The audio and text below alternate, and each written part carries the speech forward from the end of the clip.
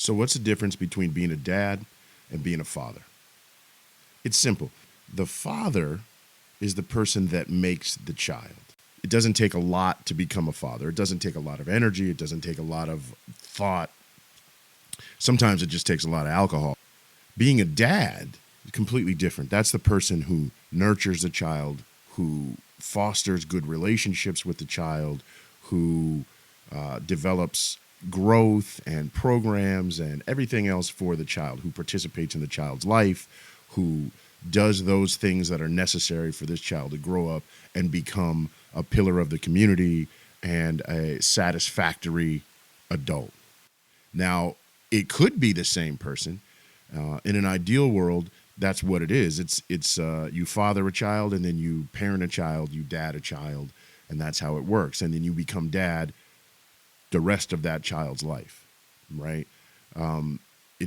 It's a character that we play in the world, right? We are now different than the original version of ourselves, and it's a beautiful thing, right? And ideally, that's what you get. One man does both, follows it all the way out. Sometimes it's two people, right? It's the father, the biological father, and then the stepfather. Sometimes the father is indeed a dad as well, and the child benefits from that. They get two dads. Sometimes that's where the relationship stops. You have a biological father.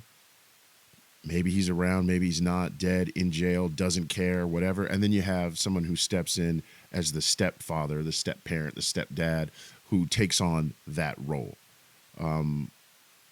As an example, my stepkids have both, right? They have a father who is legally a participant, right? And then they have me, who is morally a participant. And so their mother and their biological father went to court when we decided to move to Ohio from California, and they got what everybody gets, right? A custody arrangement. And it afforded their biological father certain responsibilities and on certain dates, right? These are the days that the children will fly to California and visit their father. These are the dates that their father will fly to Ohio and visit the children. He does those. He fulfills those things. He shows up when he's supposed to show up. He shows up to the airport to receive them when he's supposed to receive them. And by all intents and purposes, he's fulfilling his role. But then once you investigate the quality, right, he does those dates, no more, right? He has sort of an assigned sort of like a 3-week flex period where he could show up any 3 weeks during the year and hang out with the kids, no questions asked, and the mother cannot block that. He's shown up for exactly, none of those. There's never care packages that are sent to the house. The interaction between him and the kids on the iPad or the phones or whatever, very limited. It ramps up when it's time for the visit, right? So like that's when he starts to think about them. I can't tell you the countless other ball drops. But then the idea is, as a father, he holds it out. Look at me. I'm great. I'm doing my thing. I do everything that the court has asked. But as a child, when you look, you go, well, I can't count on you to do anything other than what your legal responsibilities are, right? And then you're telling the kids they need to get all A's, but are you calling and checking on the grades? Are you working through the work with them? Are you on FaceTime going, well, let me see your math. Let's work through some math problems. That's not happening, right? Therefore, what you have there is a father. And I think that's where the line gets blurred, because you feel like, well, yeah, I'm a father and I'm doing all the things. What more do you I pay my child support, yada, yada, thus and so. Ironically, the child support check goes to a bank account for the kids like as they graduate. So Vicky doesn't use any of that money to sort of do anything with the kids. When they're in Ohio, they're just on her tab. And then so where I come in is I participate with the kids. We have long talks and conversations and discipline, and we need to talk about our day. You know, they're 14 and 12. So now you're going through the puberty, and you're going through the first love and the first breakup and what do I do next, and the teenage middle school drama and all those things that I listen to, participate. I coach the teams. I go to the school. I know all the kids in the neighborhood. All of those things, those are, like Madeline calls it, dad things. Those are things that dads do. And that's the difference. And I think that it's incumbent upon us to be very aware of what role we're playing as men in these children's lives, right? Just simply believing that you're the dad doesn't facilitate you doing dad things. Just understanding that you're the father doesn't necessitate that people look at you and respect you as a dad. And I think that you have to be aware and very cognizant of the activities and the actions that you're portraying to the kids. What example are you? How are you filling into their lives? And when they're 30, what will they say as they look back on their lives?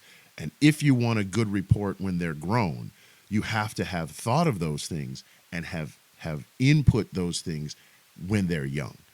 And it's difficult. It takes your time. It sucks some days. But when they become 30 and they look back on their life and they look at me, regardless of if they like me, if they understand, they can't say I left. They can't say that I didn't participate. And they can't say that I wasn't there, And I think those are things that are very important to me. That's the difference between a dad and a father. Now, all these roles can sort of change the child, right? And so what that means on a mental level is, how do they see parenting? How do they see men, right? How does the boy understand what his responsibilities are as a man, as a father, as a dad, as he grows up? How does the girl see, what does she expect the treatment of her partner to be, where it regards herself and where it regards the children? What is it that you expect?